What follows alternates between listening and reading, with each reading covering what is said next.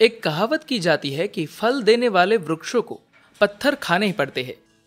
तो क्या पत्थरों के डर से हमें फल देना बंद कर देना चाहिए?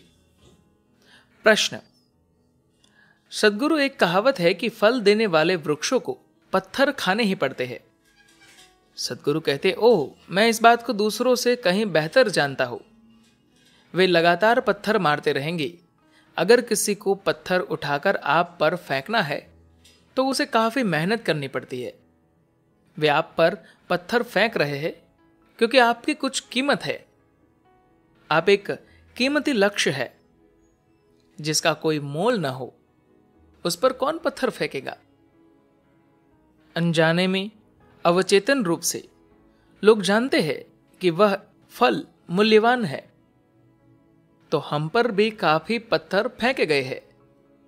पर पिछले वर्षों के दौरान ये लोग कुछ बदल गए हैं। वे अब वृक्ष के नीचे खड़े होकर प्रतीक्षा कर रहे हैं कि फल अपने आप ही उनके मुंह में आ गिरेगा। हमेशा से ऐसा ही होता आया है। कोई हम पर पत्थर फेंकेगा, क्या यही सोचकर हम फल देना बंद कर दे? ये तो एक त्रासदी होगी। अगर आप पर लोग पत्थर फेंक रहे हैं तो इसमें कोई हर्ज नहीं है।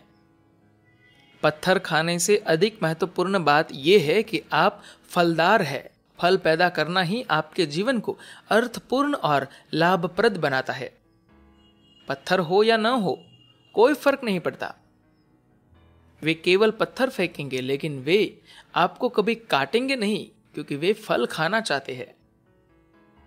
कोई भी ऐसा व्यक्ति जो फल के मूल्य को जानता है, जिसने इसकी मिठास को चखा है, वो आपके ऊपर पत्थर फेंकेगा, पर वो कभी आपको काटने के बारे में नहीं सोचेगा।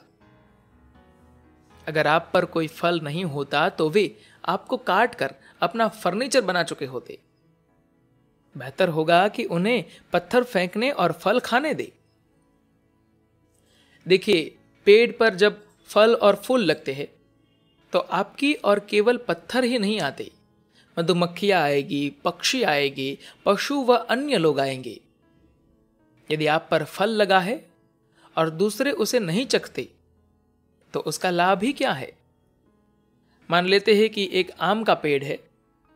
छोटे बच्चे वहां पत्थर ढूंढते हुए पहुंचे। अगर पत्थर ढूंढते हुए उन्हें धरती पर आम गिरे मिले तो वे उन्हें उठाकर खा लेंगे। अगर उनके पेट भरे होंगे तो वे पत्थर नहीं मारेंगे।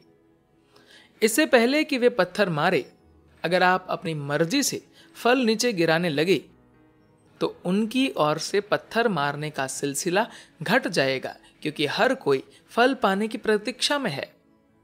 धन्यवाद।